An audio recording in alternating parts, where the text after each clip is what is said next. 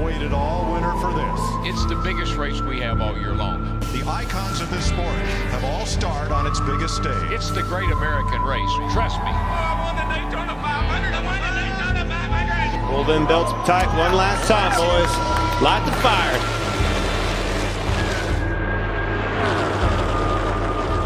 Big push coming now for Harvick. Oh, and around goes a couple cars. Priest upside down. He's barrel rolling through the grass. You got plenty of money. Don't need that to keep racing. Is it worth the risk to keep on going?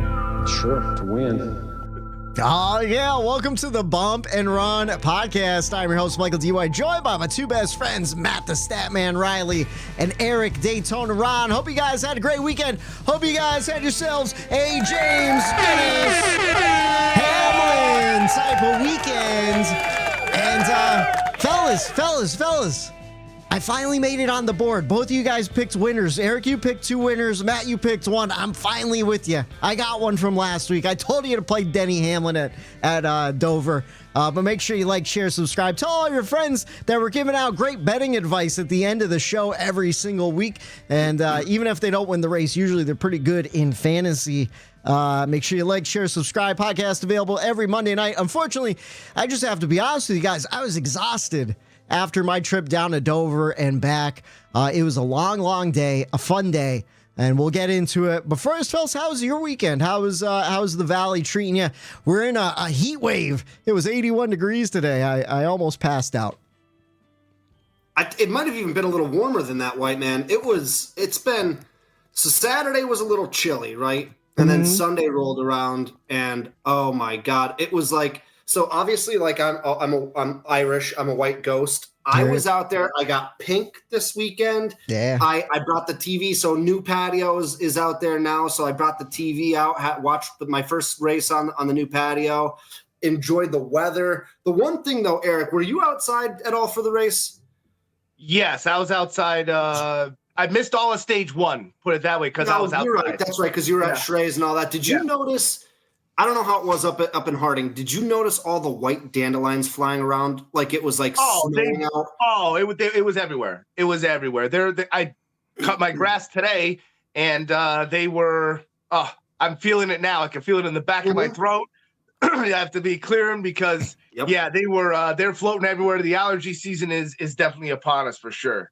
Yeah, it's been brutal. Nice out. Yeah, dude, it's nice out. We got it's nice and it's warm enough now where we got the thunderstorms rolling through, and we're full-blown spring now, baby. For sure. Full-blown spring. Flowers are blooming. My trees out back are budding. Love this time of year. From now until pretty much like, I guess I would say mid-November, maybe Halloween. From now until about Halloween, I mean, we're outside, right? Like it's outdoor season now. Absolutely. Every day I'm trying to spend a little bit of outdoor time, even if it's just, cutting the grass, spraying some flowers down with some water and whatnot. Pretty much from now to the end of the NASCAR season, it's outdoor weather. Oh, yeah. Whatchamacallit, I saw a video of your kid out on the deck watching the NASCAR race with you, all enthralled, cheering for his favorite driver, Chase Elliott.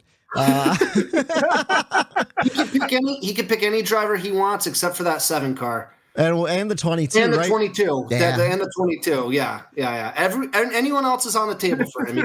I actually don't want him to be a Martin Truex or Josh Berry fan. I want him to pick somebody else because he has no choice with Notre Dame. He has no choice with the Jets because if I had to suffer through 34 years of Jets history, he does too. Notre Dame's a family thing. So with NASCAR, I'll let him pick whoever he wants to pick. Nice. I like that. Let the kids make their own choices, steer them in the right directions. But, how about you, Eric? How was your weekend? How was everything up at the Harding Hole and whatnot? It was nice. Like Matt said, the weather was beautiful. So Sunday we were out enjoying coffees out by the garage, sitting down, enjoying the beautiful weather. And, it's one thing leads to another. Start with a coffee, then you switch to the beers. And next thing you know, it's like, what are my cousins doing up the road? You know what I mean? Let's go on up there and see what he's up to. And next thing you know, you're a case and a half deep and, missing the whole first stage and, having yourself a good time instead of paying attention to NASCAR on Sunday. But, all in fun. I rewatched the race the next day though, because I knew I was in and out, enjoying the day and popping in. Not full attention. Like I watched it, you know what I mean? Yeah. But absorption, there's kind of nothing there, so just enjoying the weather this weekend. And I'll tell you what, I didn't hate the race either after the rewatch. Yeah, Okay. the first two stages were really good. Third stage, I thought it was all great. I was down in Dover. We finally got to use our rain weather guarantee tickets after 3 years. And man, dude, so Matt, you said you better leave at 9 o'clock at the latest. At the latest 9 o'clock. And we got on the road around 9:15, 9:20-ish, typical. But man, if I left any later, we would not have seen, I don't even know if we would have seen the beginning of the race at all, or even the first stage. Dude, it was a smooth ride down there. And as I'm getting closer and closer to Philadelphia, you know how you have like the ETA? The ETA was 12:30, something around there. I'm like, oh, that'll give us perfect time. We'll get down there, spend a little bit of time at the track, but we won't get there too early like last time where we're standing around for 4 hours waiting to get in. And we won't get there too late where we're rushing in during the national anthem like I was at Watkins Glen last year. And as we kept getting closer and closer to Philly, the ETA jumped to 1 o'clock, 1:30, and I'm like, ooh, things are getting a little dicey. But then the little maps was like, hey, if you take this route, you could shave off an hour. So I'm like, perfect, let's shave it, baby. Took us past the exit we were supposed to go. Shave what? And whatever you want, man. You shave it all, let it grow. We don't care. Me and Eric used to do a podcast about a decade ago, and we had a whole entire bit about bringing the bush back. But we're not talking about the beers. Whatchamacallit? Good times. No. So it's back. It's back. At least for me. No. Jesus. It's Tuesday Off show, the baby. rails, We're it's off a the Tuesday rails. show. Tuesday shows. I love Tuesday shows. So it took us on a route where it was like an access road after the toll. I'm like, oh, this is perfect. Then I see a fucking cop blocking the way. They didn't want traffic going through there. But I was the only one, because then I ended up following a whole bunch of cars through a residential area, right? Brings us out to Route 1, I think it is. And here's the problem. People being impatient, because we were coming out by all of these stores like Home Depot and shopping plazas and whatnot. And as people were getting fed up of waiting in the traffic, the 2-lane highway or whatever, and all the red lights, they would just pull into the parking lots, cut a bunch of people ahead, and then jump in line. So now if you're sitting in traffic, you're not moving at all. And it was just getting real frustrating. They closed the main lot. Apparently, they closed the entire lot. The whole entire facility was at capacity, which is fantastic for ticket sales. Horrible for fans trying to get in. And we ran in as the national anthem was happening in true Whitey fashion. I do it at Pocono. I'm running through the tunnel from the infield as the flyover's happening. I got it on the outside of the track, the flyover, and I sent it in the Snapchat. Rule of thumb is the 3-hour rule, dude. Aim to get there 3 hours before a green flag. And if you're there 3 hours before a green flag, whatever, worst comes to worst, you walk around, there's enough to do. But if you hit traffic and whatnot, you're most likely not going to hit 3 hours worth of traffic. That's true. So that's how I think Justin and I left at like 6:30 last year to get there. And we just had it rained out, but we would have been there with plenty of time. I will say though, those parking lots there, Whitey, like when you're leaving and getting there, like everyone that's parked in those shopping centers parking lots, like to get out onto those two main roads that switch back around the whole entire place, like a big horseshoe to get back to 95 there. Yeah. It's like, it's just a literal free for all, because once they park you there at Dover, they have gates up so they don't allow people to park for free. And then all those people disappear and the gates are down. Now all those openings that were blocked off and the traffic to get in funneled in, now they're all gone. And a lot of people, it's just, man, it's So it was a wild experience leaving there. Thank God I was right next to the road, so I was able to hop right out to the road immediately. I didn't have to go through a lot of those. But man, I saw some people getting out of cars and finger pointing and a lot of that. So that's what worked out for us in the end. Was we parked right next to the exit of the paid lot that we had to go to, and I was, as we were watching it, there was like probably 20 to go. I'm like, this is gonna be over really soon. I think Denny has this one. Let's walk down. I watched the rest from the fence, and then as soon as he took the fourth turn on the last lap, I'm like, Denny's got it. Let's go. And me and Bree ran out, literally drove right out the parking lot. No traffic at all because we beat everybody. It was like perfect timing. And we had already planned to go to a restaurant in Odessa. So it's kind of close, but we didn't go on Route 1. We drove around the back roads. And we got there. I was driving through like cornfields and stuff. And it was the smoothest exit of a NASCAR race I've ever had. I mean, ever. Timing, dude. Timing. Yeah. Sometimes it's all about timing, you know? But it was a great time down there. What's that? Hold on, because Whitey, you don't get to get away with one thing. I think I know what you're gonna say. I have to give myself the wreckers. Is that your wreckers? Yes, it has to be. I'm giving. Okay, I'll wait then. I'm giving it to myself. I'll give it to you right now because it's not my true wreckers, but I was gonna add it in. The best part about Sunday, let me tell you the reasoning, and then you could give me the wreckers. The reasoning was, I got burned at Daytona by not bringing a thick enough hoodie, and that made me scared. So it's, mind you, 90 degrees in Dover. Nothing but asphalt around the whole entire place. Yeah, right, correct. Asphalt and metal. No nothing. White.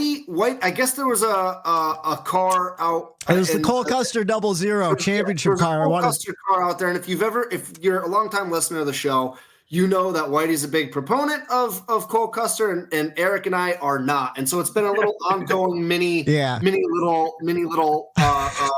rivalry going. So Whitey sees this Cole Custer car, and he's like, "Oh, I'm going to take a picture of myself standing next to the Cole Custer, right?" So he sends it to us, but the guy in 90-degree weather is wearing the darkest blue jeans. They're brand new jeans. They look brand new. They look like that was the first time he ever wore them. I started sweating looking at that picture on behalf of you. 90 degrees, dude. I can't believe you wore jeans. Boys, you have no idea what a mistake that was, too. By the third stage. So I only had a couple. Why do you think to do it happened?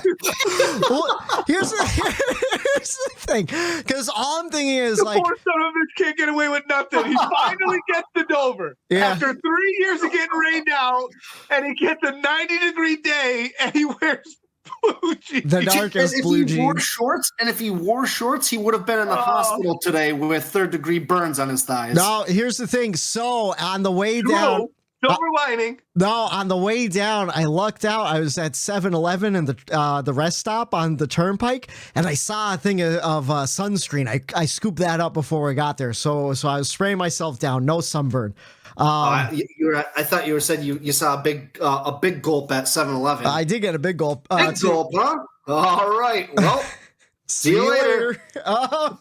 Anyways, the reason why I was like, well, you know, like you're really close to the track, the wind's blowing, like it might get chilly, even though it's supposed to be, it wasn't 90, it was like 85 or whatever. It was a dumb decision. It was a really dumb decision that I regretted instantly.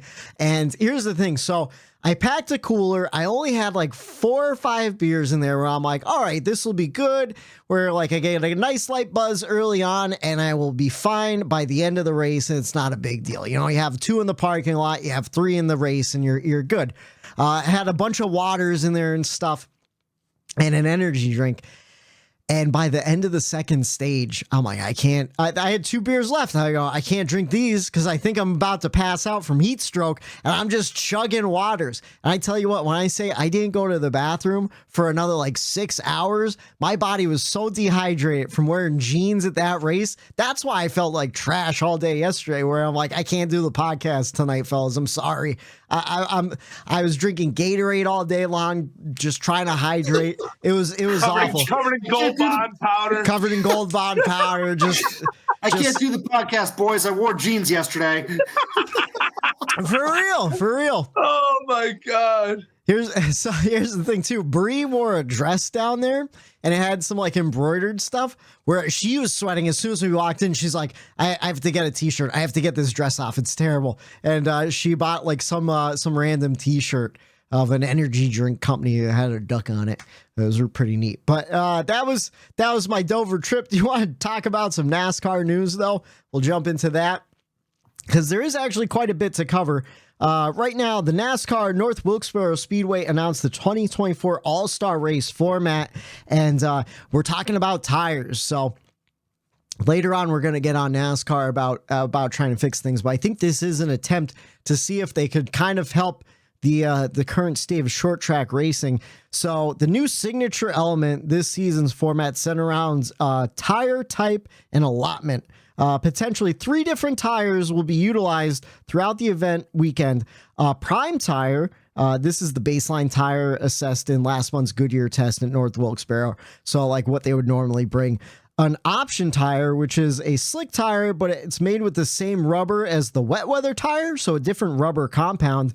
We know those get really hot and start to deteriorate with dry conditions, so it's super soft. And then a wet weather tire that they can use if the track is wet. And basically what they're going to do is the teams will be allotted 9 sets of tires for each week for the event weekend. For practice qualifying, the heat races, and the open, teams will be allotted 3 sets of prime tires and 2 sets of option tires. For the All-Star race, teams will have 2 sets of each prime tires and option tires. All 4 tires on the car must match. I guess a couple years ago they tried this with like a faster tire, and you could put it on any corner of the car you wanted to. And then whatchamacallit? For practice, the heat races and the All-Star Open, teams will have the option to start on any type of tire, and then only the prime tire will be used for qualifying sessions. All teams will start on the option tire for the All-Star race, and then they could switch back to the prime tire at some point. So they are making some sort of attempt. It's going to be a big old experiment at the All-Star race, which is usually what the All-Star race is for. So we'll see what happens there. What are you guys thinking? I'm just thinking of every single Dave Moody caller that's going to be. Oh my God, dude. And asking what the hell is going on, or what happened during that race, because I get it. Like, it's like what they're doing. Like, I understand it, but people go into every race not knowing what they're getting into anyway. Yeah. So people are going to turn that All-Star race on, expecting to see a normal Sunday race. Yeah. And they are going to be so wrong about that. Can I tell you, I think it's pretty obvious over the last couple of years doing this podcast. Every time the All-Star race comes around, I get so fucking turned around and confused on the format. I do too. It's just like, at this point, Matt, I think you said it earlier in our text going back and forth. Yeah. Go back to just running a normal race already with the normal shit. Just let our brains relax for a minute, please. Just make it worth $1 million. You know? Oh, make it $2 million. Ooh.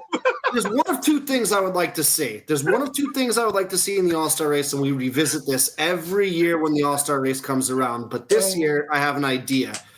Obviously, the best vehicle that we have as far as the top 3 series, as far as competitiveness, is the Xfinity Series car, right? Yeah. What my thought process is you get the Xfinity Series cars lined up on pit road, right? The night before the race, you have a random lottery drawn, right? And let's say Kyle Larson's up and he pulls the Brennan Poole car. Well, he gets to drive Brennan Poole's car the next day. You do it the day before so they have enough time to fit the seats and everything like that in each car.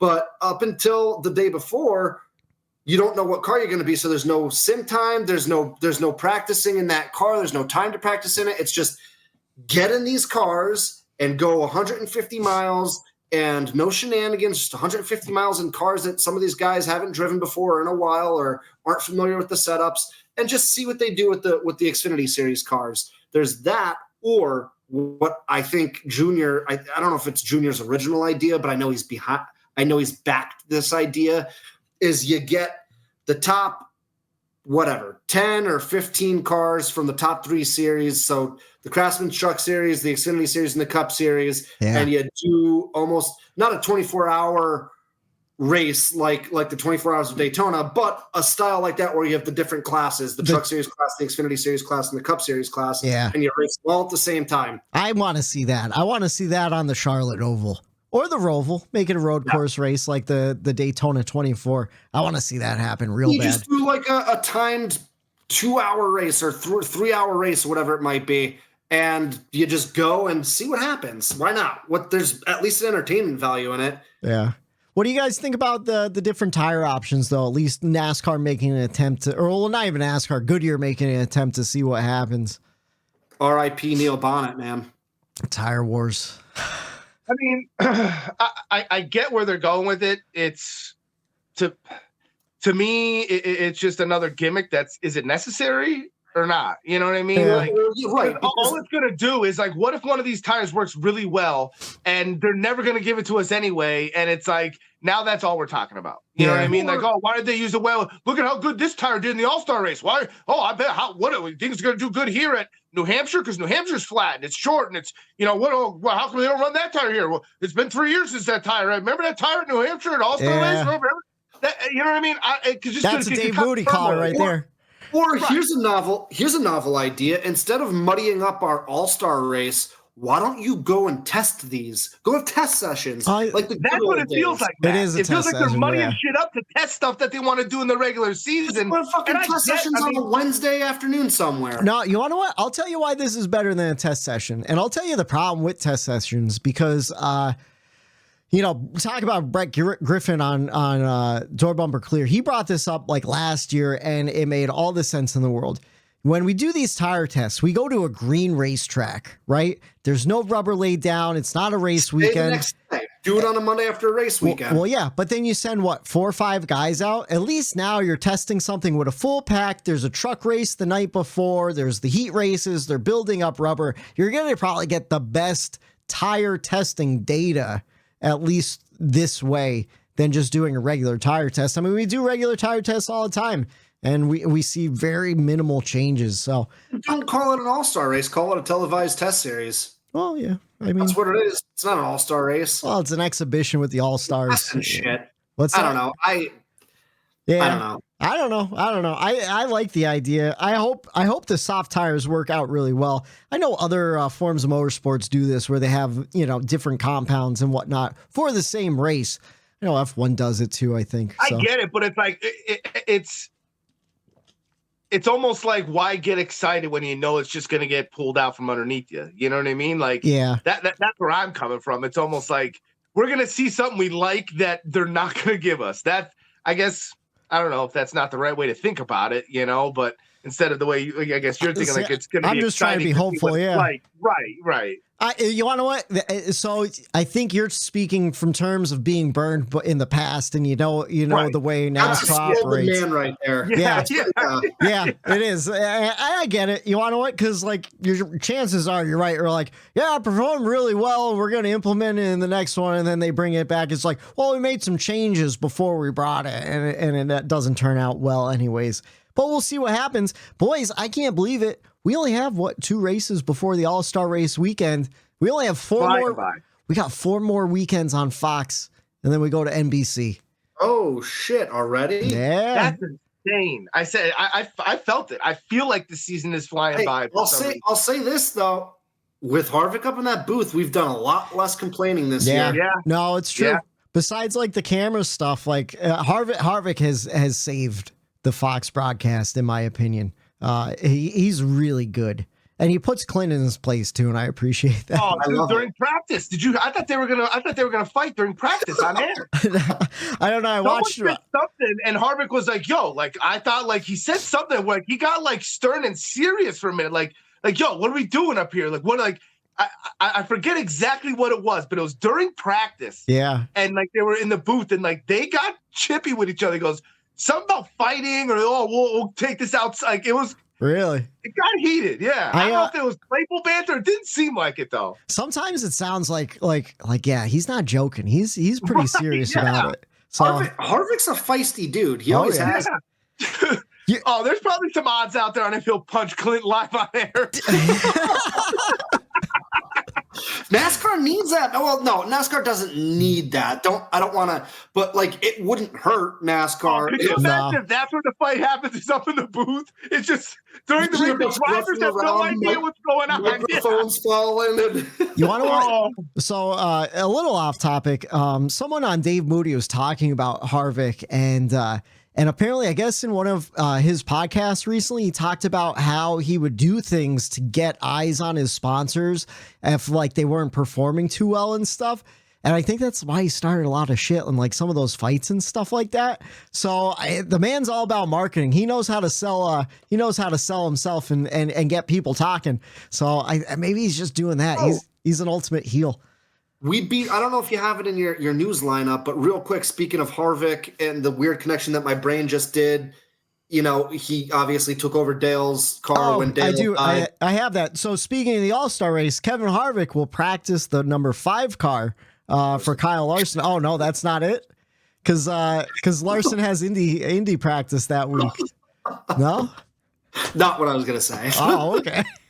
I was going to say we'd be remiss if we didn't wish Dale Earnhardt Sr. a belated 73rd birthday. Oh, yeah. Happy birthday, Dale Sr.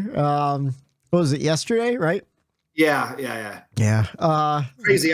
My old man, I was texting my dad, and what did I say? I was like, could you imagine if he was alive right now? He would let NASCAR know about this new car. Oh, yeah. He'd be very vocal about it. He was vocal back in the day, too. So you want to know what?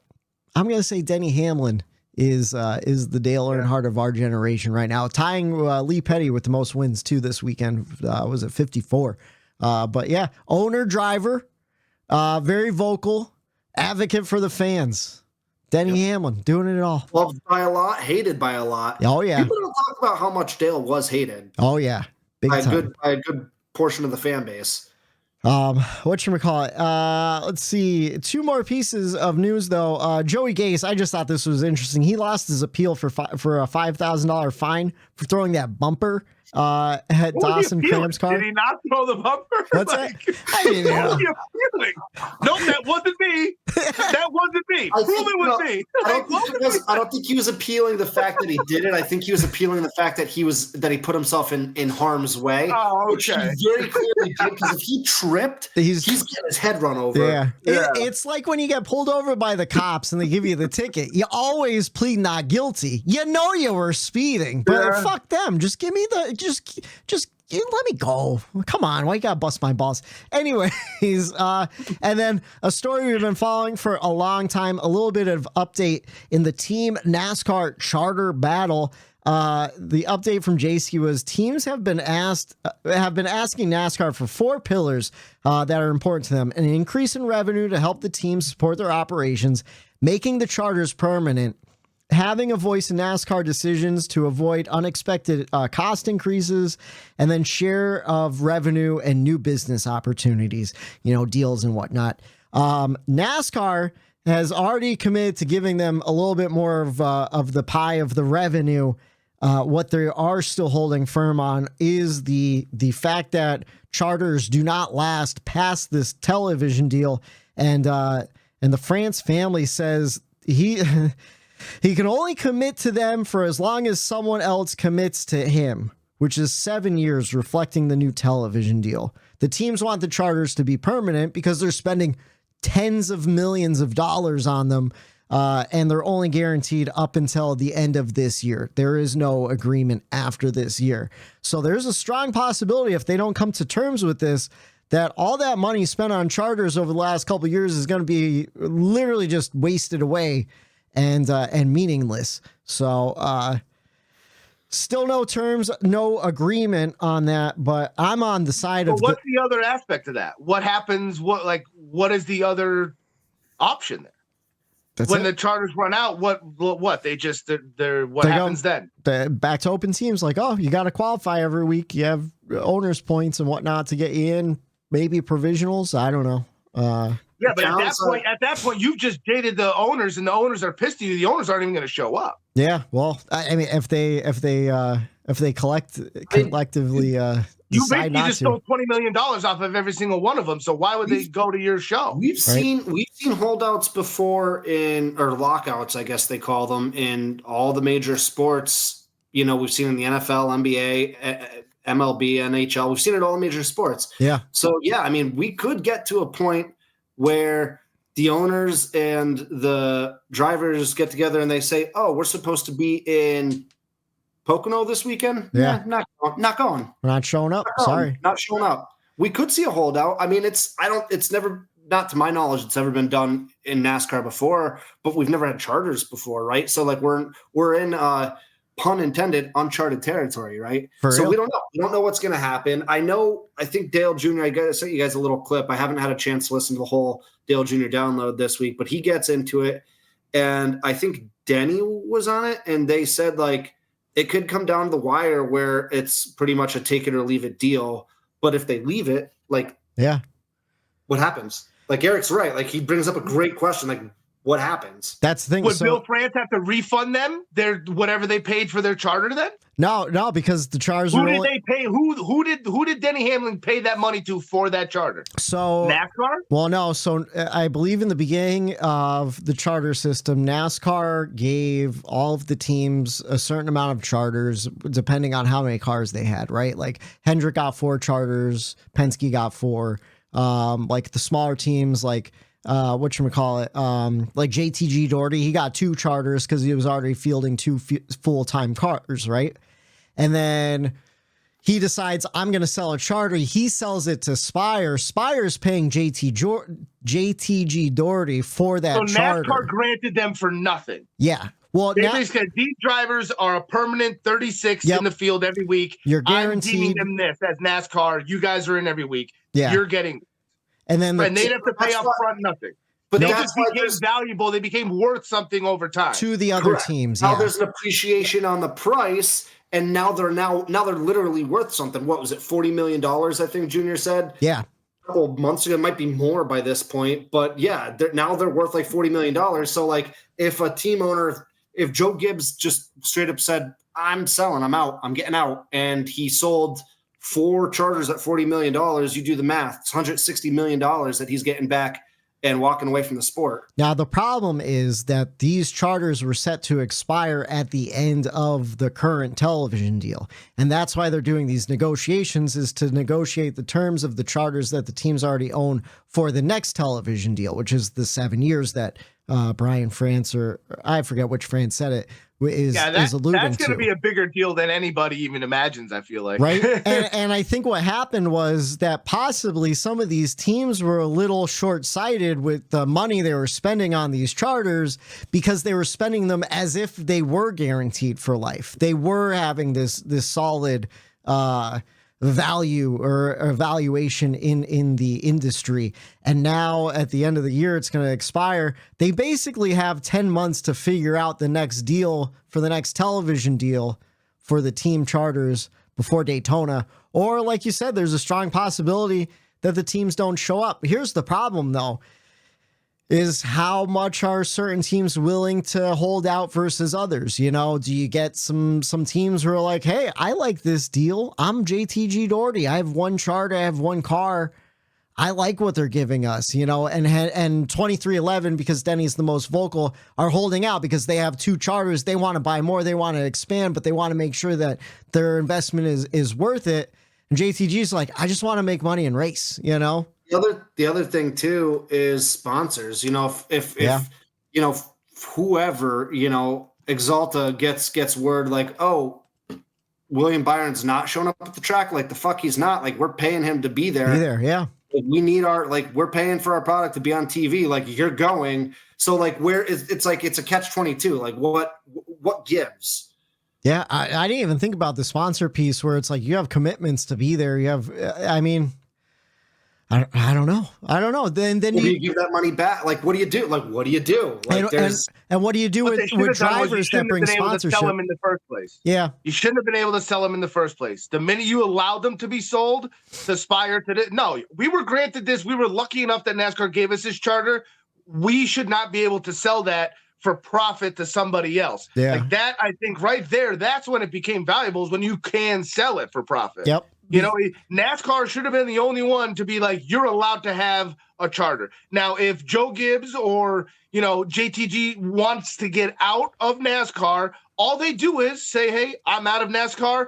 NASCAR now has that charter, and it's their decision to give it to who they deem, you know. Yeah, like, I've proven that. But the minute they allowed it to get value and sell, what like, that's where kind of spiraled, right? Or like, or was that the point for it to get value? I don't know. Honestly, I don't really know, because I don't know really, like, the the reasoning for the charter is just guaranteed money. It guarantees a certain amount of money for each position. It guarantees a certain amount of money for just showing up to the track. You know, like an open team without a charter, they make significantly less from the purse itself than a chartered team.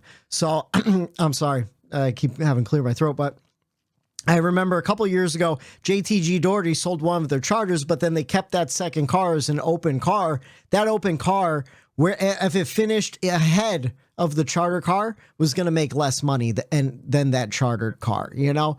So there's an incentive to have the charter. Yeah. There was an incentive to have the charter, and there was a limited number about the charter. That's why we have the open teams always trying to get into the race for Daytona through the duels or through speed during qualifying. You know, those other teams, they were all guaranteed.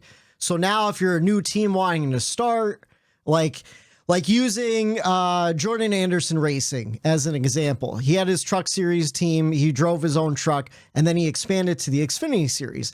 I remember Daytona qualifying for the Xfinity series got rained out. Tyler Reddick was supposed to drive that car for Daytona. He couldn't. The next time Jordan Anderson Racing could try to qualify to get into a race was like a couple weeks later, you know? But so, like, if you're a new team without a charter trying to get into the Cup Series, like, say it's like the Money Team Racing or New York Racing, right? Like, they have to come to Daytona and qualify in.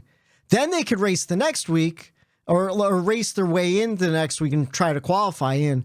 But if you can't, well, okay, that Jordan Anderson piece was different because there was no qualifying during that season because of COVID and stuff. I don't know, man. I don't know. It's like, it doesn't seem like that big of a it's like, I think NASCAR, even in that situation that you just described, like, it still should have been NASCAR to grant that. I still think there should only be 36. There should be open teams that should be allowed to get in. You know, you should always leave that, you know, an amount for someone to try to get into the race. You know, that's just the sport, I feel like. Yeah. But I think NASCAR should always be the one to be like, okay, like, if you're getting out of the sport, well, now that charter comes back to us, and now it's us that gives it out to somebody. And, you know? I think that's how it was originally intended. I think the problem is with teams that want to expand from one car to two cars. Then you have to go out and buy a charter because there's only 36.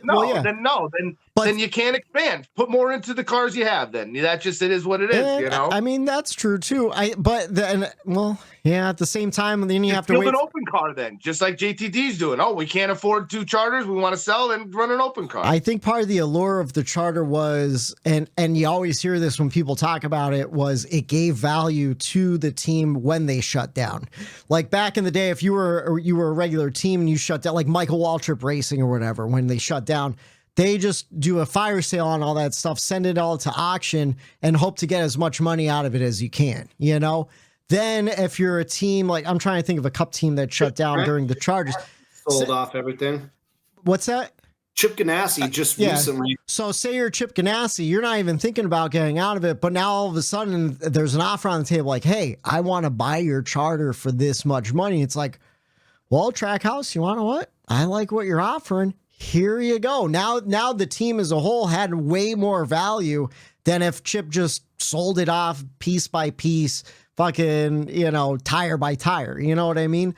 So I don't know. I feel like so both sides are trying to hold on to the bags, basically. Yeah. I think and they both have valid points where they're pulling, and it's just that's why they're butting heads so bad, because like on the team side, it's like, yeah, when we're shutting down, we should be able to sell this to another team. And NASCAR's like, well, we only guaranteed it for so long. sorry, not sorry, or whatever. It's your fault for going out and spending $40 million when, 5 years ago or 2 years ago, it cost $1 million or whatever. But that's just how it goes, Yep. It's like the stock market, sometimes the stock climbs to the moon, and then you have that big old sell off and someone's holding the bag and they lost all their money, Yep. NASCAR is going to lose out in this. I feel like. Yeah. What what if now? See, now we're just getting in the weeds. This just turned into the Into the Weeds podcast.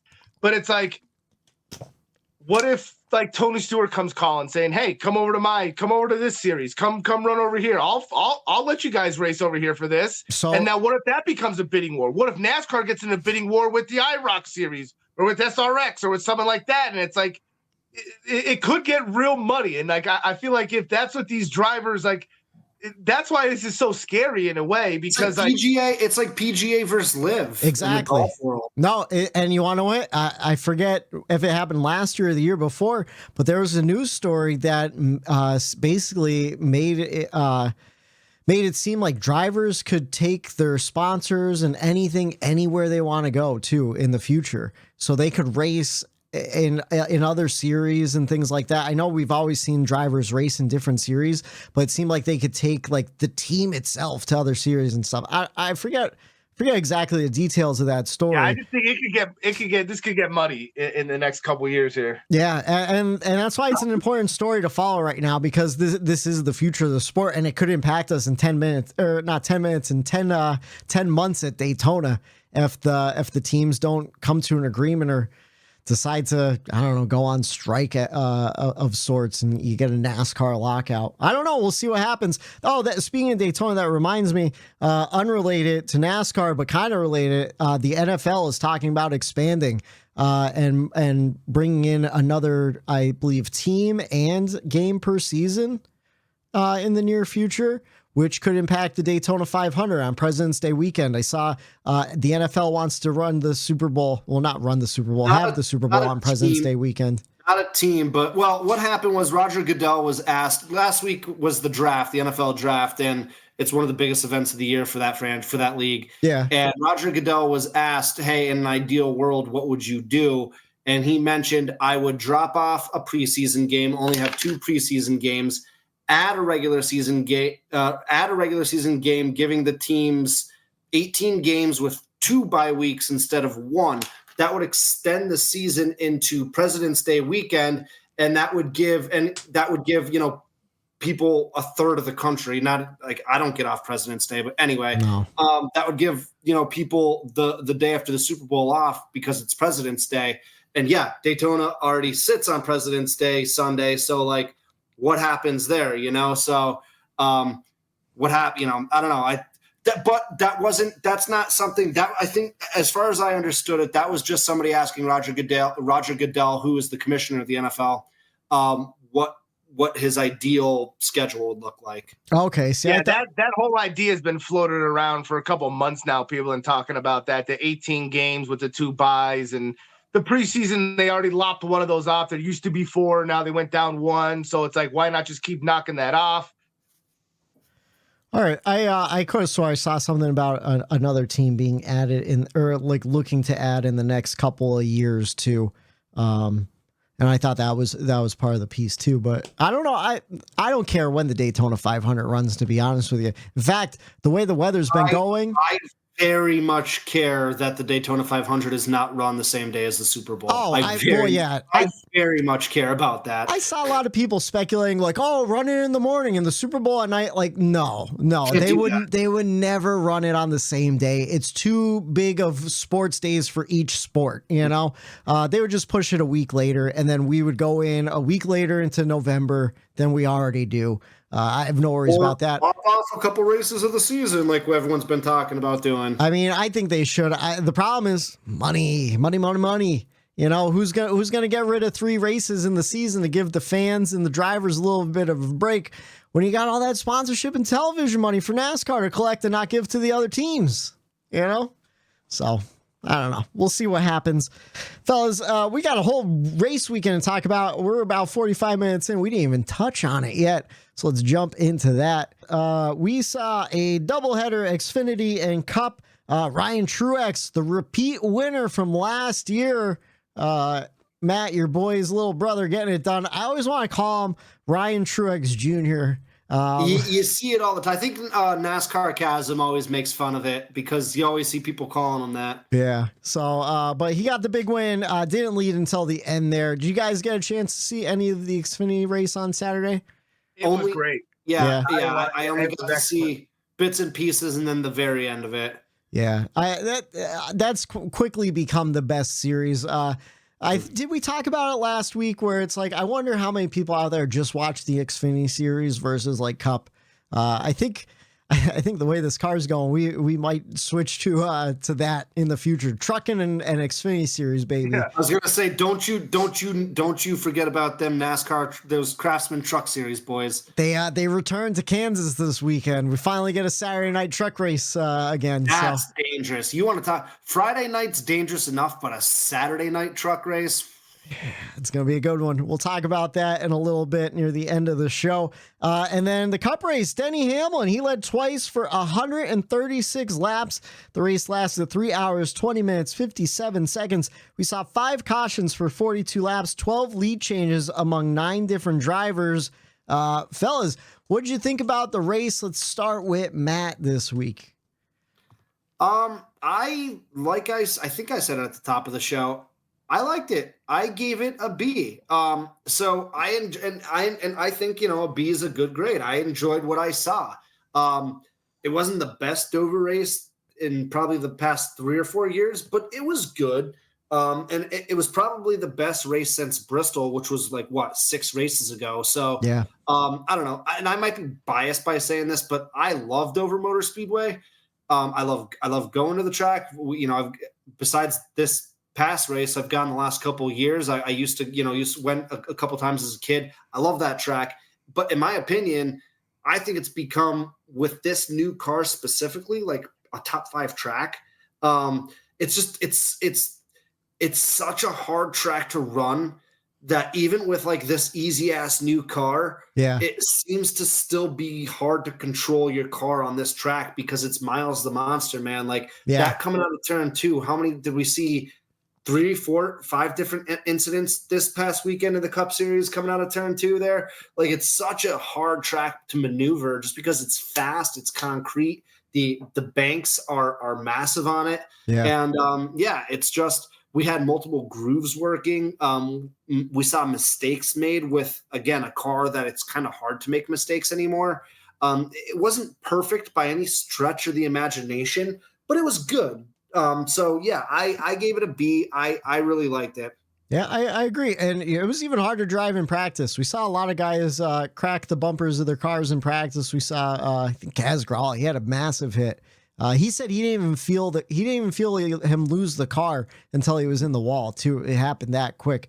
They were even talking about during the broadcast, sometimes with that track specifically, sometimes it's better to diamond the corners instead of coming in on low. And then because if you're on that low groove, as you exit corner the second turn, you tend to wash up the racetrack. And that's where they say Miles the Monster comes and grabs you, because if you don't diamond that corner, the momentum just washes you up the track. And we saw the incident, I think it was Gilliland, when Gilliland spun out there, he washed up the track and lost control. We saw who's it, Hocevar and Bubba with the big wreck there coming out of turn 2. So Stenhouse, Ricky spun all on his own coming out of turn 2. That wasn't Hocevar. It was who's in the 71? Zane Smith.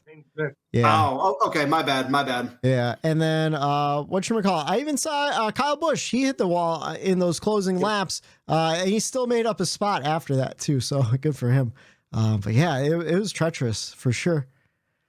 How about you, Eric? What did you think of the race? Watched it in parts? I watched it in parts, which wasn't ideal, but I kind of just compared it to Richmond and Martinsville. I just went back in my notes and I remember I said something. I'm like, about Martin is like, I didn't hate it, but I also didn't love it. Yeah. And it's a race that I'll definitely forget. Yeah. So it's like, to me, it was NASCAR Sunday race day. I threw the race on. It happened. And now the next week is going on. There's going to be another race this coming week. Yeah. That's what that race was for me, at least. And that's perfectly fine. It was like Matt said, there was nothing bad about it in my eyes. Like, cause at this point we knew what we were going to get at Dover. You know what to look for. At least we know what to look for. And like, I don't know, I enjoyed what I saw from what the broadcast saw. I didn't think the broadcast had anything to do with it. I just think people like to complain. Yeah. And I think they latch on, and like, I'll kind of agree with the aspect of, if the racing was better, we wouldn't give a shit about the ending of the arrow. What are we talking about? We would rather talk about Chargers for fucking a half an hour than talk about what happened at Dover. You know what I mean? Like, that's true. Yeah. So why did we want to do this podcast today? You know what I mean? Like, there was nothing from that race where we're like, oh my God, I can't wait to talk about this. Yeah. Oh my God, the battle. Oh my God, this restart. Did you see that? Oh my God, this was insane. The battle between so-and-so. Oh, what about the battle between these two guys? Oh my God, did you see what happened to him on pit road? Oh my God, coming off of pit road, he did this. Oh, what about this guy's tire? Oh, what are we talking about? Yeah, there was really none of that except the aero blocking. That's what everyone wants to talk about this week, is the aero blocking, you know? Right, but at the same time, it's like, this is where I get it. Like, what are we really kind of convincing ourselves that we're seeing something that we are or not? Like, that's why I'm okay with just giving it it happened. It was a race. It went on. I'm happy I watched it, you know what I mean? And but it didn't get us flowing in the way of, like I said, there's nothing that grabbed us that was like, let's talk about this, or what is your opinion on that? It's just more fucking doom and gloom type shit instead of talking about what happened at the racetrack, how we should be talking about how fast and awesome Dover is. And like, you know what I mean? Like, it's, because you're right, Wade, it's hard to drive. It's hard to get around that racetrack. It should be intense while you're watching that go around. And like, I don't know, like, I just think it's more the narrative than it is the race, and even the car with a lot of this too. I think that just is warping people in the wrong way. You know, so I've been thinking about this a lot this week, and just in general with the state of NASCAR. But so there's a YouTuber named Emp Lemon, right? And he does a lot of different videos on random subjects, but he does a couple on NASCAR every now and then. And he compared NASCAR to professional wrestling, but the opposite way, where professional wrestling is a form of entertainment masking itself as a sport, right? And NASCAR is the opposite, where they're a sport masking themselves as a form of entertainment. So we saw a fairly good competition on Sunday. We saw a lot of people battling for the lead. Not a ton, but like, we saw some battles for the lead. We saw a defensive battle at the end. And a lot of people were unhappy that it wasn't more entertaining. But I think the competition was good, you know? So, and I agree. I agree wholeheartly with that. That's a great way to put it, man. That is like that, but that's how I feel. You just expressed that like in the right words, because you're 100% right. There was nothing wrong with the competition. Yeah. It's a competition. You know what I mean? It's like, you know, everyone is waiting. Everybody thinks that on Sunday, every Sunday, it's going to be a cage match, a ladder match. Yeah. You know what I mean? Like, it's not. Listen, when we watched wrestling back in the day, we didn't get that. It was every once in a while you got a special. You got the Hell in the Cell match. You got a hardcore match. You know what I mean? You're not supposed to get that every week. Right? Sometimes you just get a tag team match between four guys who you don't really care about, and it's a match, and it happened, and you move on, because eventually you're going to get that title shot. Eventually you're going to get that Hell in the Cell. Yeah, we basically just got like it was a match to see who wrestles for the Intercontinental Championship next week. Yeah, you know what I mean? Like, that's what Denny and Larson that was their match to see who goes to the next one. Right. It was fine. It was a battle. It was competition. But I agree, Whitey. That's a great way to look at it. Like, what the entertainment, what is that? That's the wrong word. I think you're right. We should be looking at competition rather than entertainment. Problem. That's what the problem is too many fans want to be entertained. Do you know how many football games? They're not real fans. Do you know how many football games I've sat and watched and I was like, this shit sucks. But it's a football game and I'm watching it. And I think that's why we've had an issue with the last couple races, because like for me, Texas wasn't a good competition. With their weird tire thing. I forget exactly what happened with Texas, but I remember not being too thrilled about it. Talladega last week. That wasn't a good competition because people are they're just doing fuel mileage. They didn't want to battle for the lead. They didn't want to go out and perform as good as they can. But I guess you could call that a defensive battle too. Yeah, no, but it's like seeing a tie. No one wants to see a tie. You know what I mean? It's like I looked up the Iceberg on YouTube. He does his poll on YouTube. He had 14,000 votes versus the Jeff Gluck poll where it's like yes or no was a good race. He has great, good, average, below average, and bad. We saw 6% great, 49% good, 34% average, 7% below average, and 4% bad.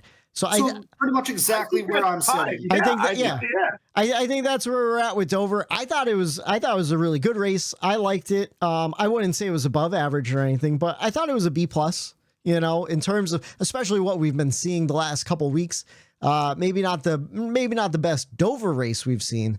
But yeah, I was there in person. I thought it was great. Admittedly, I missed a lot when I was at the track because I couldn't hear shit on my scanner. So I didn't think it was that great of a race at the track. I actually enjoyed it more on the television broadcast.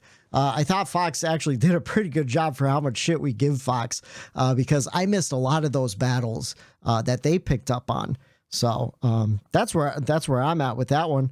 But Eric, were you done with your grading though, or no?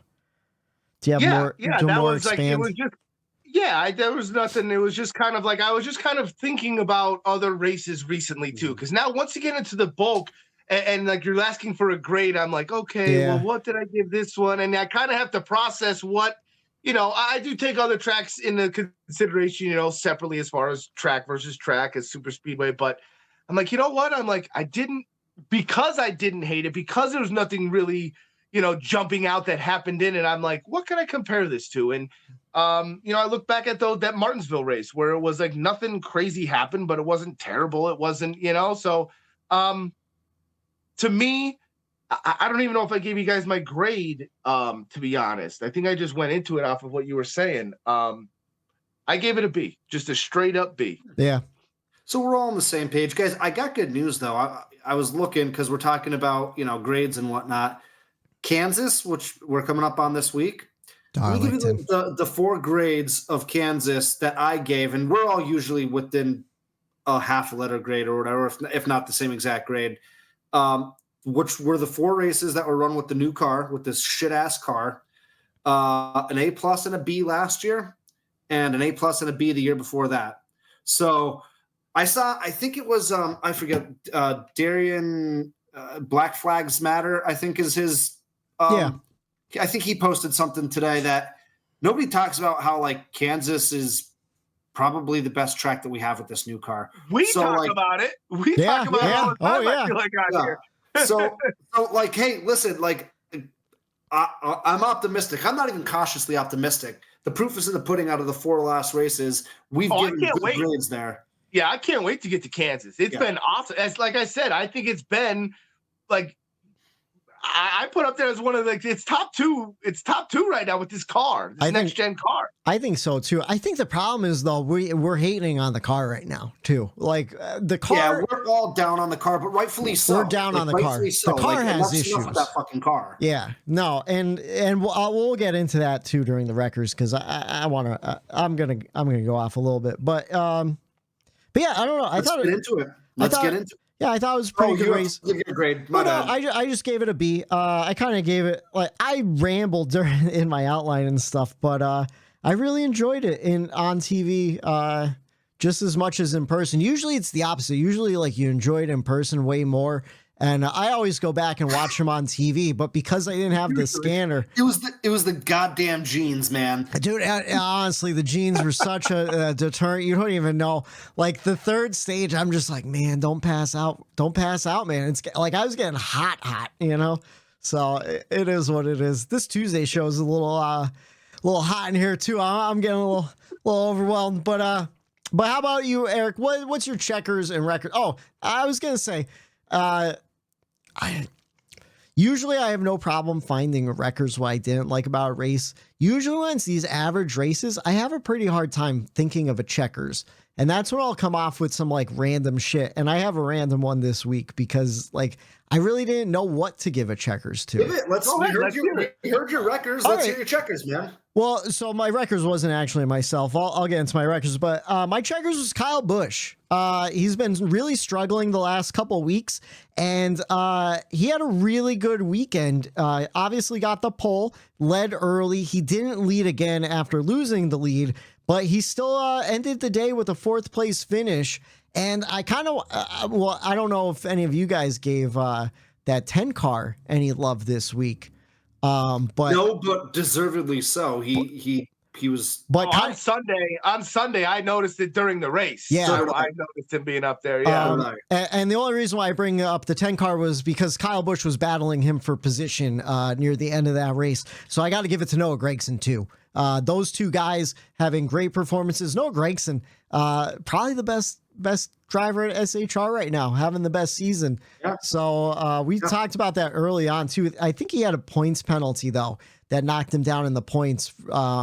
Didn't they have something, SHR is always cheating their cars up and stuff. So, but yeah, got to give it to Kyle Busch, just the day he needs. Also, kind of giving it to Randall Burnett, his crew chief, because when Tyler Reddick went to Dover every year in that 8 car, he did not have a good car. So whatever they figured out on their Dover package, they really hit on something there. And then my wreckers, I'm giving it to Elton Sawyer, senior vice president of competition, for just downplaying the concerns of the drivers and the fans. So, even though I did think we saw a pretty good race, I didn't mind the air blocking this week like a lot of people did. I thought it was just defensive driving by Denny Hamlin, and he did a really good job. He's one of the best stock car racers in the entire world. Like, yeah, it's going to be fucking hard to get to him. It's going to be hard to pass him. But at the same time, I don't think that aero blocking isn't an issue and a detrimental to other racetracks and stuff. They talk about how hard it is to pass, and they've been talking about how hard it is to pass for a while. Even the last generation of car, it was just as hard.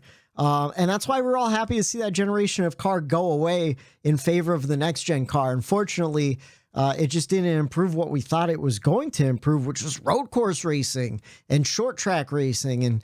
And really the only improvement we saw is at those 1.5 miles that we're looking forward to at Kansas next week.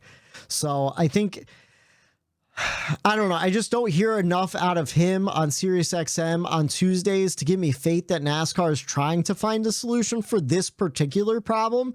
Did he address it today? Was he on today? Yeah, I listened to it today. Did he address it? No, who does he go on with?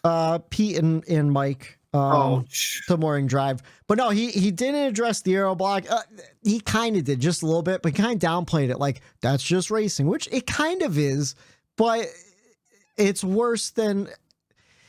The blocking could be worse at times than others just because of the facts of downforce and whatnot and the certain tracks and everything. So I was just disappointed to hear him kind of downplay it. I know that he's talked a lot about trying to fix the short tracks and everything. And it seems like NASCAR is putting an effort in, even if it seems like a very small effort, to be honest with you. At least they're giving us the lip service of trying. No. I wish they would just, I want them to come out and say, listen, we hear you guys. We understand your concern. We're going to do everything we can to get it better for you guys. We're not like, well, that's just racing. Yeah. And that's just the way it goes. And, this is the car you got. Yeah. Like, no, man. That's my problem. We're paying hard-earned money to buy your clothes, to go to your racetracks. and I don't want to repeat the rant that Eric had last week because it was an epic rant. It but was. It's fucking true. It was. No, stop giving us the fake lip service. Be like, listen, we know, like, it's not where we wanted it. It's to not be ideal. We're going to do everything possible that we can to make it better. Right now, it's not going to get better, but we'll do everything we can to make it better. They're not even saying that. They're just like, yeah, we're going to Kansas. They built a casino and there's a mall around the track, and NASCAR's doing great. No, dude, no. Fix it. Give me back the car that we had 3 years ago. I'll take that car. I'll take that one where that's the thing though. We saw aero blocking at Kansas between in the fall between Kevin Harvick and Joey Logano, where it was impossible. We saw aero blocking 20 years ago. Yeah. Like, well, no, I know. But it wasn't as bad. It wasn't nearly as bad, and it wasn't at every single racetrack. Right. This next gen car, it ruined it everywhere it goes. It ruined it. Yeah. You know, the old car, Except only certain for high speed tracks it would happen where you get the bubble here and there. But at the short tracks and all of that, like, you still had. I think we were all excited for this next gen car, at least me, because you're like, oh, like, it's a fresh start.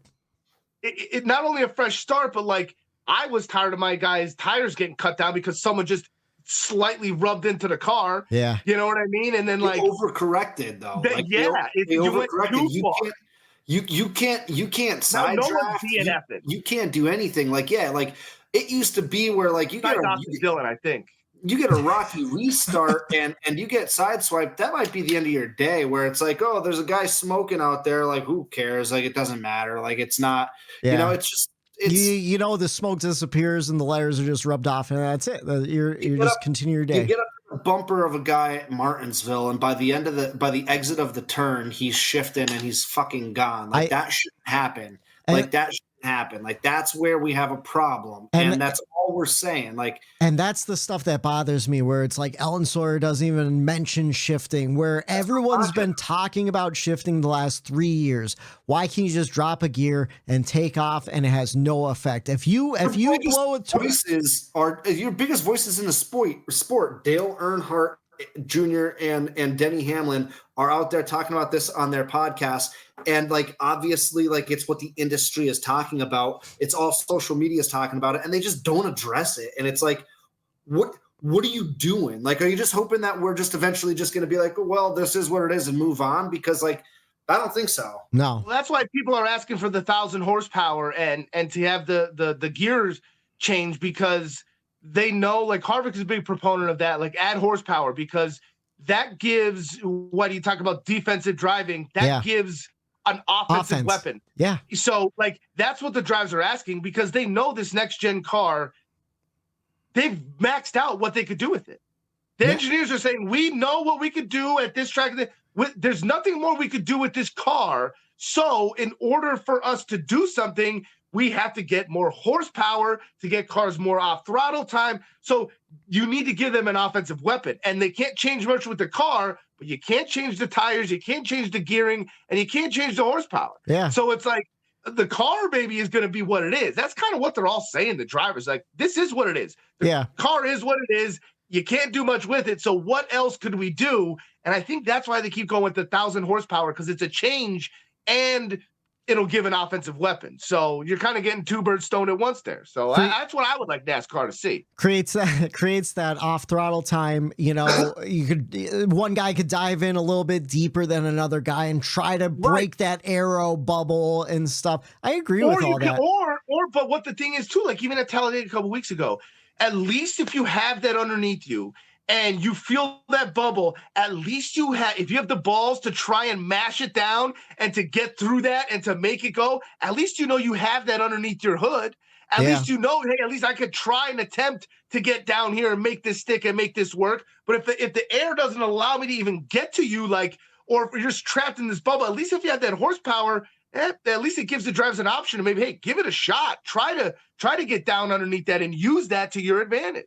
It's especially unfortunate. Eric, you said it before we got on here, but like, and you talked about in the past where it's like, man, NASCAR has so much momentum right now, and we're just flushing it away because the car's not good, you know? Yeah, I said it 2 years ago. And I hate, this is one thing I said I hate to be right about. Yeah. Is that I knew this momentum, everything that we had going up. I'll never forget how excited the three of us were when we said, this is going to be the best NASCAR season ever. Yeah. And like, we were so hyped back then. And I just said, you know what? NASCAR's going to fumble the bag when it gets to the point, and it's going to come crashing down. And we're kind of seeing the footwork and the foundation of NASCAR doing that. Yeah, kind of. And the thing is too, like that first season with the next gen car was great. And I think it's because it was brand new and no one had their hands around it. We're 3 seasons in. That's what made it good. That's what made it good. Also, think about what happened the year before that, man. It was COVID. Yeah, it was a weird season. But you want to what? Ready for normalcy. This was our version of normalcy. We were. I take that back. That COVID season was wild. Yeah, no, that COVID season was really good though. That was no. So when did the next gen car come out? 2022. It was supposed to be 2020. COVID so that no. It was supposed to be 2020 before COVID even happened. They said, no, we got to punt it. We're not ready yet. No, Eric, you know what the great season was? It was the first season of this podcast. It was the last season of the last car. Of the last car, Of the last car. Because Fox kept promoting it as the best NASCAR season ever, and it really was. And then the second season of our show is when the next gen car came out. We're in the 3rd year of the next gen. We're in the 4th year of the podcast. Correct. And so that we had that honeymoon period with the next gen car where no one knew how to set things up. Things were going crazy. You know, we had new winners every week. We're like, oh, this is awesome. And now all the crew chiefs, everyone, all the engineers, they figured it out. They have their hands on the car, and now everyone's running the same speed. Everyone's set up pretty much the same, and now we can't get anything to happen. And there's been no changes for these last 3 seasons besides incremental changes at the short tracks where like, oh, we pulled 2 fins off the diffuser to help with this amount of downforce, but then we changed this to create the same amount of downforce on the car regardless. Well, it's like, what's the fucking point of taking it from the lower part? Downforce is downforce, you know? Like, yeah, get rid of it. Like you just moved it around. Yeah, you might create a little bit different grip in different areas of the car, you know? They're pulling the wool over the eyes. Yeah. Oh yeah, we're trying. We're doing. Yeah, like we see. We did. No, are you really? I don't know. And like, I think we're pretty in tune with the sport, so like we would see it firsthand if they were putting these things out. Because I think about that too. I'm like, yeah, well, I'm like, I don't watch Race Hub. Do they bring up these things on Race Hub on those type of shows for the fans? Like, or should we be tuning into those things as fans? I don't know. But how about you just give me a little bit more pre-race and post-race shit where you could talk about stuff while the fan is tuned in on race day, you know, right then and there. So I don't know. I just, it's frustrating. I think that's just what we all are right now. I think we're all just a little bit frustrated, and nobody wants to get the wool pulled over your eyes. And I think we are just realizing that it's happening, and we just don't know. We're coming to terms with it. You know? We're coming to terms with it because a couple weeks ago we were saying like, yeah, we have to adjust our expectations, and then since that we're like, I said that because I think that made me realize what the hell are you doing? Yeah, you know what I mean? Like, you're just giving in to like. To whatever this is. At the same time, though, thought Dover was great. Thought it was a good race. Really enjoyed it. Enjoyed being down there. Enjoyed it on television. Thought we saw some great racing. It's just unfortunate that like these are the conversations that are overshadowing a good, a good race. I feel like it is. Hey, and to everyone listening too, like comment on the video. Let us know how you guys feel. Maybe there's someone out there who likes the car and give us the reasons why. Like, I'm willing to hear the other side of the argument. I just haven't heard the other side of the argument yet because nobody seems to like this car. The other side of the argument is going to come from everybody that isn't a fan of a top 4 team. Yeah. That's where the other side of the argument is going to come. It's going to come from the lower tier teams. It's not going to come from the fans that are at the top of the sport. It's going to come from the people that now, like the Michael McDowells, the LaJoys, who have a chance. They're loving this car because it gives him an actual shot to win. It gives like some of these lower series teams an actual legit shot at some racetracks other than super speedways to maybe get a win at. So I think that's where you'll hear the noise on the other side. That's that's what I think. Okay, so all of us have been to a ton of races, right? I've never once met a Michael McDowell fan. No, I've never even seen a Michael McDowell T-shirt out in the wild. No, that I've never. noticed. That I've noticed. You know, I've never met a Michael McDowell fan or seen a Michael McDowell T-shirt or a flag or a bumper sticker ever. Never once. I feel like I've had to see at least one right. 34 No, I shirt. because I thought about heckling. I definitely like. At Pocono, we're gonna take a couple beers in a backpack, and we're gonna walk around the infield, and we're gonna see if we can find one. You want to know what? Dude, it should be like the States game when you're on a road trip with your parents, dude. Like you with the license plates, and you write down how many license plates you see. Except for this, it's NASCAR driver apparel. How many different ones could you write down in a list? I was just about to say, we have to see if we could check every single full-time driver off the list with some sort of merchandise around the track in Pocono. You know who I feel bad for though? Are the newer fans. We're not finding a David Gilliland shirt out there. Todd Gilliland. It proves my point exactly. Proves my point exactly. That's true. The thing is, I just feel bad for some of the newer fans. Honestly, I feel bad for my brother. He commented last week. Thanks, Ed. I appreciate the comment. I'm glad you're listening. I feel bad because, like, I've been hyping up NASCAR, been doing this podcast. He was a fan when he was younger. He was a fan when he was a little bit older in the early 2000s. He saw the heyday of NASCAR growing up, and he recently got back into it. He watched the whole entire last season. He binge watched it after the baseball season ended. He's a big baseball fan. So he binge watched race after race, got really into it, started buying up diecasts. His wife is mad at me because he's buying up all these diecasts. Let's go. Which I got to tell you, me and my brother very much the same because I got a nice collection too, you know. And is he local? Is he from the area? Yeah, well, he's from the area. No, he lives in Connecticut now, or Massachusetts. Yeah, he's from the area, but yeah. Okay, I was gonna say, tell him to fucking come to Pocono, man. We could show anyone a good time at Pocono. You want to what? I don't know if I want to let my brother see me get rowdy at Pocono. To be honest with you.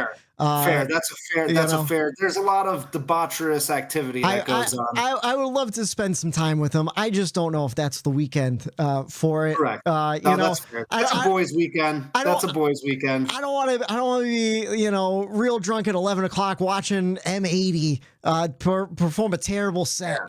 And just have him worrying about me. You know what I mean? But no, I feel bad because it's like, oh, he's getting back into it. And now it's like, well, this car kind of sucks, where it's like, I want to, and like all of our friends that we've gotten into it over the last couple of years, the Collins and all the younger guys that come up to watch the races. It's like, we want them to enjoy what brought us into it too.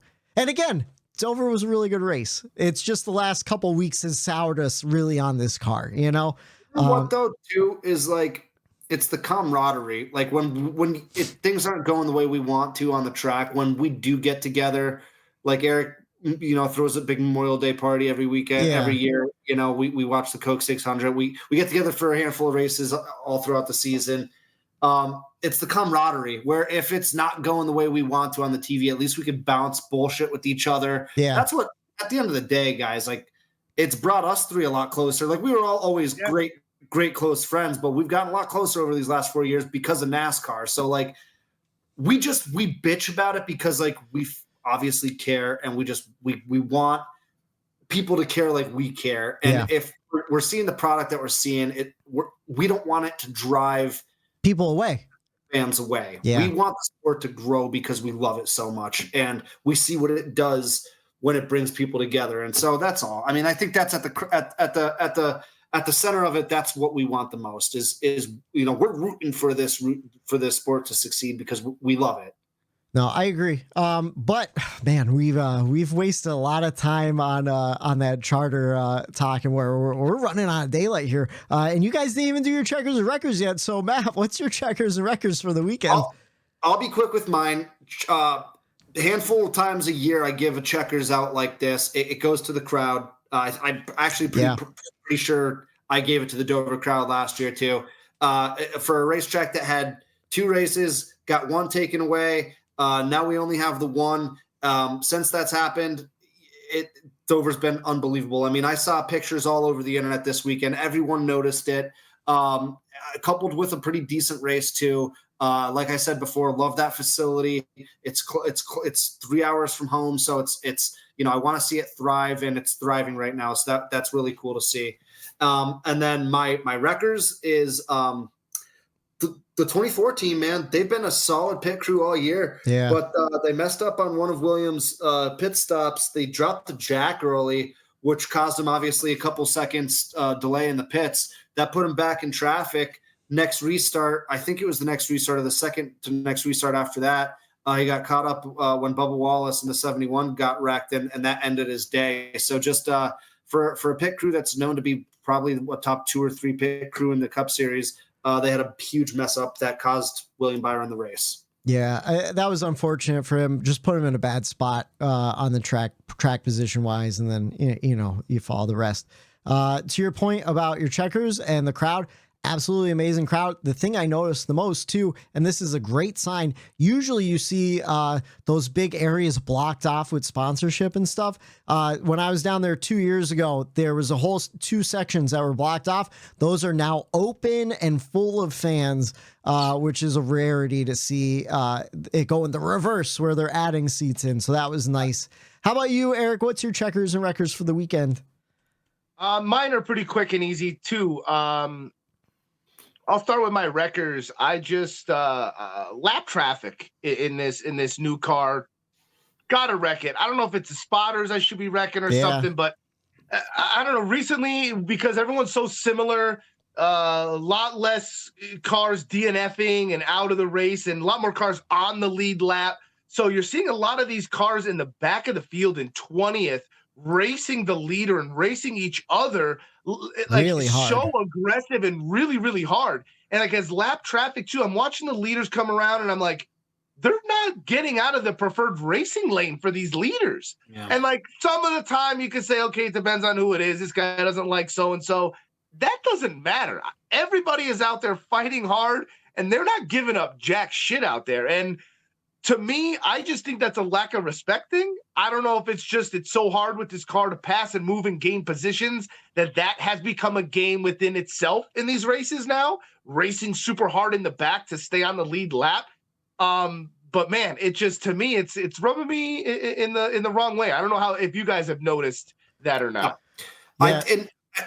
Eric, you brought this up yesterday or today or whenever it was, and I said, listen, obviously should go without saying, but it's different when it's a lucky dog or a free pass and they're battling for that. It's at the end of a stage where you're trying to stay on the lead lap. That's not what Eric's talking about. It's like, dude, this guy's 4 laps down and he's in the racing groove as we've got a battle for the lead coming up behind him. It's like, you got to get out. Like, it's the driver, it's the crew chief, it's the spotter, it's everyone like having situational awareness enough to be like, yo, get out of the way. This is the preferred groove. This is where they've been racing. You don't have a shot. Your day's over. Just move out of the way and continue on with your day. You hear Harvick talk about it in the booth. That's what made me really think about it and bring it up, because he mentions it a couple times. Like, hey, like so-and-so was 2 laps down. Like, what was he doing there? Like get out of the way. You know what I mean? Like Zane Smith, a lap or 2 down in the middle of 3 wide, where he washed up and caused that whole entire wreck with Bubba Wallace and William Byron, Christopher Bell, and all those guys. You know, he was 2 laps down at the time, or at least 1 lap down. Right. Like, what are you doing? Like, know when to just back out. Like, it was just, I get it. He's young, but like, just get out of the way. Yeah. Yeah. So that was my wreckers. I know it's nitpicking. It's not anything to do with the actual race, but I have noticed that with this car and the whole theme of that. And my checkers, I know we don't like to talk about it much here on the Bumper Run podcast, but I'm giving it to the winner. Denny Hamlin. I mean, come on. The guy called the shot. Yeah, he did. He did. Cool. How much cooler could you get than that? Yeah. You know what I mean? Like, everyone's all like, they talk about it like, never do that. You jinx yourself. Oh, we're going to win the Super Bowl. Never say it. Yeah. Bulletin board material. Like, no, Denny just straight up said, I'm going out there and I'm winning this race, and there's nothing you could do about it. And he went out there and he did it. And he did it in quite impressive fashion, too. Yeah. Going up against the best in the world with Kyle Larson. know? Yeah, and now he gets to go fight for the Intercontinental Championship. At WrestleMania. Can't wait, baby. Hey, the Intercontinental Champion was always for the best actual wrestler, and the world title was for the most popular one. So it'll be Denny Hamlin and Chase Elliott in the Final Four going at it. It'll be Chris Benoit versus Eddie Guerrero. I feel like those two are always fighting for the Intercontinental Championship. Oh, they always had it. Always. One of those two was like maybe you throw an RVD in there when he came over to WWE. And you want to know what? I got one last thing to get back to because I was thinking about it. Pocono this year is my brother's birthday weekend. So you want to what, Ed? You want to come down and get rowdy with the Bumper Run crew? Come on down, get fucking rowdy. Let's go. Let's go. Just like it's like Pocono is like Vegas. Like whatever happens at Pocono kind of has to stay at Pocono. Yeah, I've gotten rowdy a couple times with my brother at work events. To be honest with you, because we used to work. We used to work together. The place to get rowdy at a work event. Yeah. Free drinks and stuff. So yeah, you want to what? Fuck it, Ed. Come on down. Come enjoy the summertime with the boys down in Pocono. Anyways, other than those guys, a couple guys that did have really good runs.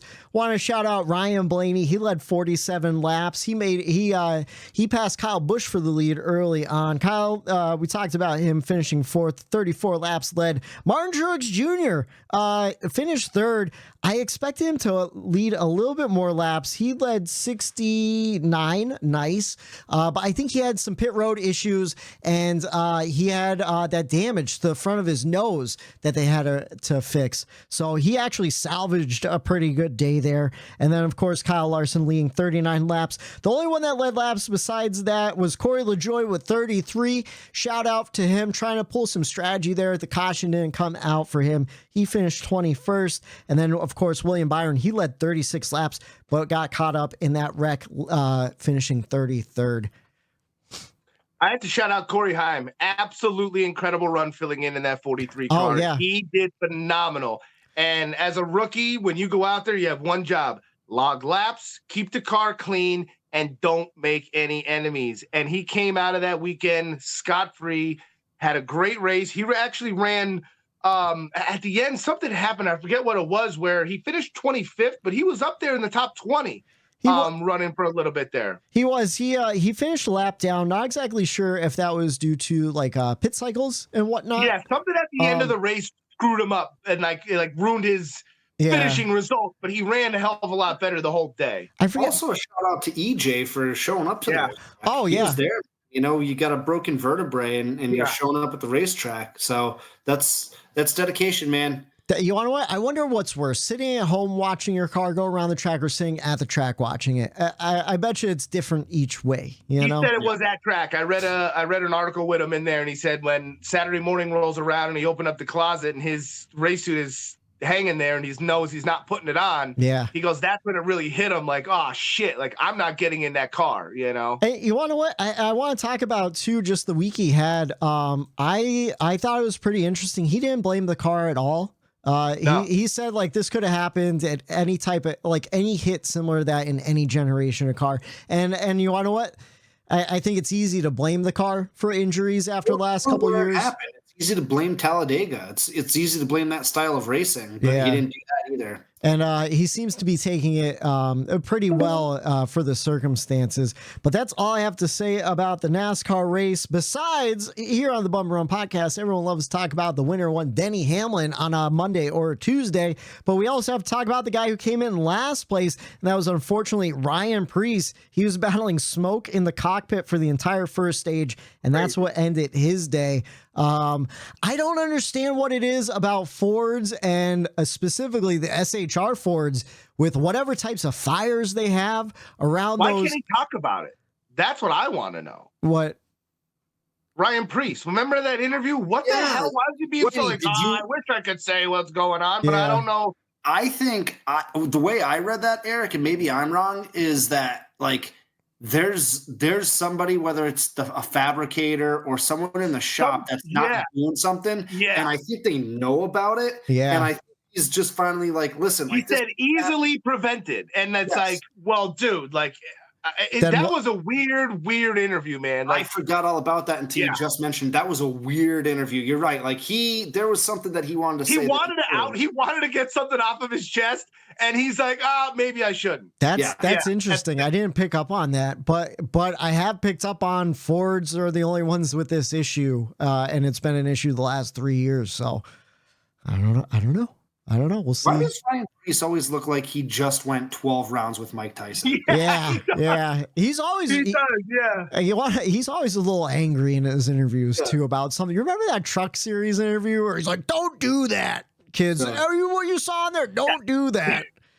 He's like a guy with allergies that doesn't know he has allergies. You know what I mean? Face is always swollen. But fellas, we are on to Kansas. We mentioned it. We're trucking Saturday night, 8 p.m. on FS1 for the Heart of America 200. Cup on track Sunday, 3 p.m. That Craftsman Truck Series is on? It's on Miller time. Miller time, baby.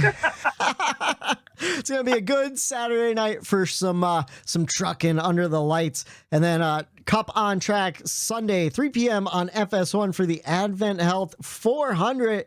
And fellas, to go over our picks from last week, I picked Dennis Hamlin. He got me 53 points. Eric, you picked Kyle Larson, though. He got you 51 points. You're right. Larson had a rocket, and you called that one on the podcast as well. And then Ross Chastain got Matt 25 points. So, Matt, you pick first. Eric, you pick second, and I pick last for Kansas. Who are you guys feeling this weekend? So, just a couple weeks ago, I had over 100-point lead on both of you, and now both of you guys are closing in on me quickly. Chipping away. I tried getting cute. I'm nowhere near you guys. I'm way out there in left field. If you guys remember at the end of the episode, I tried getting cute with you guys. I was gonna made everyone think I was gonna pick Martin Truex Jr., and I ended up going Ross Chastain, only to get all cutesy, and it backfired because I bet you Martin Truex Jr. had probably the second or third most points in the race yesterday. Let's see. I'll check real quick. Let's see. Martin Truex Jr. Winning car pit stops. Fuck them. I don't know if he got he came in second with 51 points. He tied Kyle Larson. So I screwed myself. So I'm not going to go cute this week. I'm getting back to seriousness. My true evaluation of who I think is going to win this race. In the last 3 races at Kansas, he has had 3 top 5s and a win. He's got the most points accumulated in the last 3 races at Kansas. He just won at Dover. Denny Hamlin going to go on a little bit of a heater. We're going to see the first back-to-back race winner of the season. All right. I was thinking about Denny myself too earlier in the day. How about you, Eric? Who do you have your eyes on? Denny Hamlin is a great pick. I'm going to go with someone Denny Hamlin employs. I'm going to go with the 45 and Tyler Reddick. Yeah. I think the Yoda's going through the Yoda camp this week. Listen, we're all on the same page, and for good reason, because of over the last couple of years in this next gen car, Kansas is a Toyota playground. Yeah. Absolutely. Yeah. And it's, man, it's tough because I want to pick Bubba to finally get over that hump. I do. Go 23-11 around the Go shop. Go 23-11 around the shop. Here's the thing though. Martin Truex Jr., he's looking good. He was running good at Dover. But I'm going to go with the long shot Toyota. I'm going to go with a Toyota driver that hasn't won a race yet. I'm going to say Ty Gibbs has the weekend of his young career and gets his first win. We'll see what happens. I like it. We'll see what happens. I like it. Flip that 45 around. Give me a 54. Who you're not picking. You're not picking David Gilliland. No, not picking David Gilliland. Not picking Christopher Bell either. Him, man, what has happened to his season? Bad. I was going to wreck him, but I'm like, he's kind of my driver right now. Yeah. So I'm like, I'm not wrecking him. Can I make a public service announcement real quick? What's up? NASCAR Hall of Fame voting is open. And if you guys love this show, listeners listening to my voice right now, if you love this show, I want you guys to all make it a part of your daily routine between now and whenever voting closes. Go and vote for the number one in Bump and Run's heart. Go get biffed up. Go vote for Greg Biffle into the Hall of Fame. Can the fans vote in the Hall of Fame? I thought it was the Hall of Fame panel. I've been voting like every day. Really? All right. Go vote the Biff for the fan award. Hashtag get biffed. Hashtag get biffed. All right, boys, we are how many races in? Oh, my tablet went to the screen. Well, we're 11 races into the 2024 season. We have 7 different winners. William Byron has 3 wins. Daniel Suarez, Kyle Larson, Christopher Bell, Denny Hamlin with 3, Chase Elliott, and Tyler Reddick. Can Tyler Reddick get his second win of the season? We'll see. Can Denny Hamlin get his second win in a row, or will Ty Gibbs get his first win of his Cup career? We'll find out this Sunday, 3 p.m. on FS1 for the AdventHealth 400, and we'll break it all down for you right here on the Bump and Run podcast next Monday night. For Matt the Statman Reilly, for Eric Daytona Ron, I'm Michael D. White saying have a good night. For Bump and Run! There it is.